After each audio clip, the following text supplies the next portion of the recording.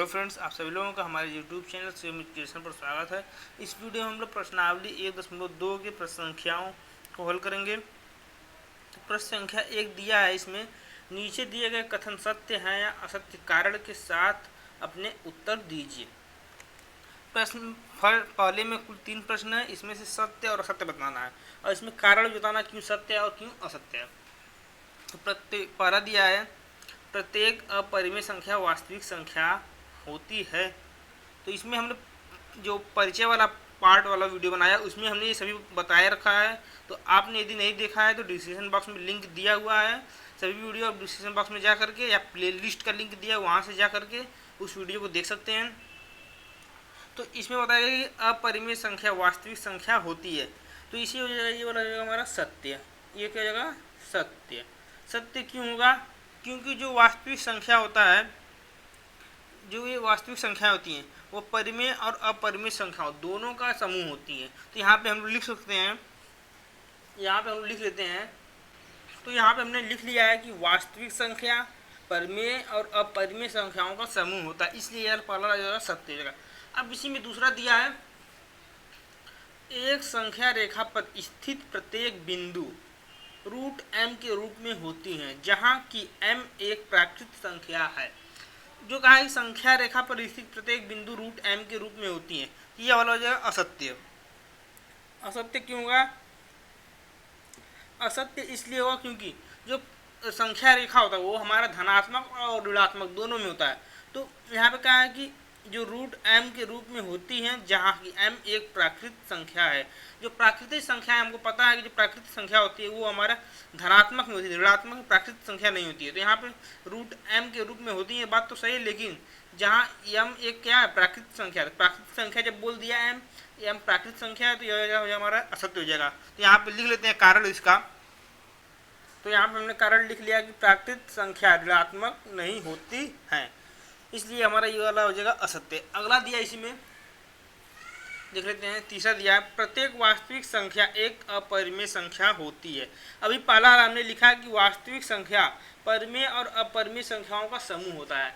जब वास्तविक संख्या परिमेय और अपरिमेय संख्याओं का समूह होता है तो जैसे आप लिख लेते हैं, वास्तविक संख्या मान लेते हैं, ये हो गया वास्तविक संख्या हो गया हमारा, और इसके अंडर में दोनों आते हैं परिमेय और अपरिमेय। परिमेय भी आ जाएगा और अपरिमेय दोनों आ जाएंगे, परिमेय और अपरिमेय दोनों। तो वास्तविक संख्या एक अपरिमेय संख्या होती है। तो वास्तविक संख्या दिया है, वास्तविक संख्या परिमेय और अपरिमेय संख्याएं दोनों होती हैं। तो इसमें कहा है कि प्रत्येक वास्तविक संख्या एक अपरिमेय संख्या होती है। वास्तविक संख्या एक का, यहाँ पे कहा कि एक अपरिमेय संख्या होती है। तो वास्तविक संख्या एक अपरिमेय संख्या नहीं होती है, क्योंकि अपरिमेय संख्या वास्तविक संख्याएं होती है, लेकिन वास्तविक संख्याएं परिमेय और अपरिमेय दोनों होती है, केवल अपरिमेय नहीं होती। तो ये लिख देंगे हम लोग असत्य। आप लिख लेते हैं असत्य, ये वाला असत्य हो जाएगा। अब इसका दूसरा प्रश्न हम लोग करते हैं हल। दूसरा प्रश्न हमारा है, क्या सभी धनात्मक पूर्णांकों के वर्गमूल अपरिमेय होते हैं? यदि नहीं तो एक ऐसी संख्या के वर्गमूल का उदाहरण दीजिए जो एक परिमेय संख्या है।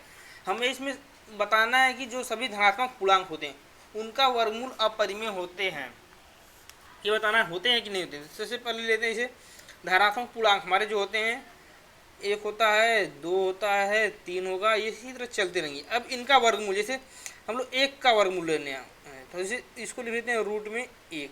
रूट एक का वर्गमूल हमारा तो है एक। रूट दो का वर्गमूल हो जाएगा हमारा, ये दशमलव में आएगा। इसी तरह मान लेते हैं इसे रूट तीन का निकालना है, रूट चार का निकालना है। रूट चार का हमारा हो जाएगा दो। रूट चार का वर्गमूल आप सभी को निकालना है तो इसका हो जाएगा दो। इसी तरह इसको लेंगे तो एक दशमलव कुछ करके आएगा, इसका एक दशमलव कुछ करके आएगा, इसका भी एक दशमलव कुछ करके आएगा। इसमें हमको उदाहरण लेके बताना था, यदि इसमें बताना कि सभी धनात्मक पूर्णांक एक वर्गमूल अपरिमेय होते हैं, एक संख्या का उदाहरण दीजिए जो एक परिमेय संख्या है। जो एक परिमेय संख्या, तो इसे हम लोग एक रूट एक को ले लिया है। रूट एक क्या है हमारा? जो एक क्या है हमारा? एक अपरिमेय संख्या, सॉरी, ये जो एक हमारा है परिमेय संख्या है। तो जब एक का वर्गमूल निकालेंगे हम लोग, जब एक का वर्गमूल निकालते हैं तो ये आता है एक। और इसी तरह जब हम लोग रूट चार का वर्गमूल निकालेंगे, रूट चार का जब वर्गमूल निकालेंगे हम लोग तो इसको लिख सकते हैं दो गुना में दो रूट के अंदर, और ये जब जोड़ा बन जाएगा तो आ जाएगा 12, नहीं रूट 4 का वर्गमूल हो जाएगा 2। तो इसी तरह लेना इससे। अब इसी तरह हम लोग इसको लिए रूट दो का वर्गमूल दशमलव में, यानी रूट 2 का वर्गमूल नहीं निकल सकता, मतलब दशमलव में निकलेगा, इस तरह नहीं निकलेगा, रूट 2 का रूट 2 ही हो जाएगा। तो इसमें बताना है कि सभी धनात्मक पूर्णांकों के वर्गमूल अपरिमेय होते हैं। अब देखिए ये क्या, जो परिमेय संख्या होगी ये भी परिमेय संख्या, लेकिन ये वाली अपरिमेय संख्या है। ये तो हो गया हमारा। इसी तरह तो सभी संख्याओं जितनी धन पूर्णांक है वो सभी संख्याओं का वर्गमूल अपरिमेय नहीं होगा, परिमेय भी होता है और अपरिमेय दोनों होता है। इसमें तीसरा प्रश्न हमारा है, देख लेते हैं। तीसरा दिया है, तीसरा प्रश्न दिया है इसमें कि दिखाइए कि संख्या रेखा पर रूट 5 को किस प्रकार निरूपित किया जा सकता है। हमें संख्या रेखा पर रूट 5 को दर्शाना है, तो रूट 5 को दर्शाने के लिए सबसे पहले हमें रूट 5 को इस तरह लिख करके इसको दो भागों में तोड़ लेना है। तो रूट 5 को हम लोग दो भागों में लिख सकते हैं, 4 + 1, इस तरह लिख सकते हैं। अब इसको हम लोग लिख सकते हैं 4 को 2 का वर्ग + 1 का वर्ग, इस तरह लिख सकते हैं हम लोग। अब इसके बाद हमें 2 और 1 संख्या रेखा पर हमें 2 बनाना, पॉइंट बनाना है। तो यहाँ पर सबसे पहले संख्या रेखा पर 2 पॉइंट बना लेते हैं पेंसिल की सहायता से। सबसे पहले हम लोग 2 पॉइंट बना लेते हैं। तो 2 पॉइंट बना लेते हैं हम लोग। तो यहाँ पे ये हो जाएगा हमारा इस तरह। अब जो यहाँ पे ले लेते हैं 1 और यहाँ पे हो जाएगा हमारा 2। तो यहाँ पे लेंगे हम लोग 1 और यहाँ पे लेंगे 2 और ये हमारा हो जाएगा 0। हमें जो ये डिफरेंस लेना, आप 1 यूनिट लीजिए, चाहे 1 सेंटीमीटर चाहे 2 सेंटीमीटर। अगर ये 2 सेंटीमीटर ले रहे तो इसको भी 2 सेंटीमीटर लेना है, इसको 1 सेंटीमीटर ले रहे तो इसको भी 1 सेंटीमीटर लेना है। ये दोनों डिस्टेंस जो दूरी है बराबर होनी चाहिए। तो अब जितना ये लिए 1 यूनिट उतना भी 1 यूनिट यहाँ से ऊपर ले लेते हैं हम लोग। तो 2 से 1 यूनिट हम लोग ऊपर ले लेते हैं। यहाँ पे हमने 1 यूनिट ले लिया। अब इसको यहाँ से मिला देना है, 0 से इस वाले पॉइंट को हमको यहाँ से इसको मिला देना है ऐसे। अब इसको मिलाने के बाद हमें जो ये रेखा प्राप्त हो गया, यानी ये जो बिंदु प्राप्त हुआ, यही हमारा रूट 5 हो जाएगा। यानी ये वाला जो हमारा है ये रूट 5 प्राप्त हो जाएगा। अब देखिए इसके बाद हमें यहाँ पर अपना गोला प्रकार रखना, 0 के पास अपना गोला प्रकार रखना और इस वाले पेंसिल की नोक को यहाँ पर पॉइंट पे रखना है। अब यहाँ से रखने के बाद हमें इसको पेंसिल से इस लाइन पे मिला लेना है।